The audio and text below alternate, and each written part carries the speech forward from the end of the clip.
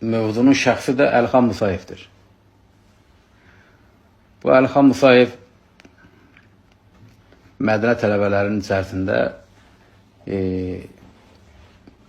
bütün mədəni tələbələrindən biraz fərqlidir.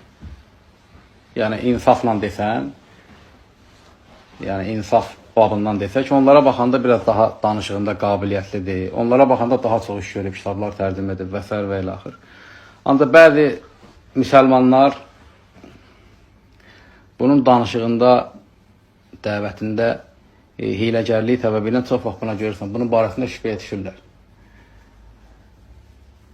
Bir səbəb də bunun öz məclislərində, yəni böyük kütləyə yox, öz aralarında danışanda, misal üçün, tövhid əhlinin görüşlərini dəstəkləyir, bəzən deyir ki, misal üçün, şirk eləyən üzürlü deyil, ancaq öz dairələrində. Ancaq belə ümumiyə çıxdıqda, digər mədənə tələbələrindən fərqlənmir. Onlar hamısı nə danışır, bu da həmən şey danışır. Düzdür, onların çoxsu bunun həmişə qaralıyırlar, pisləyirlər, buna pis adlar qoyurlar, ancaq əslində əqidələr eynidir.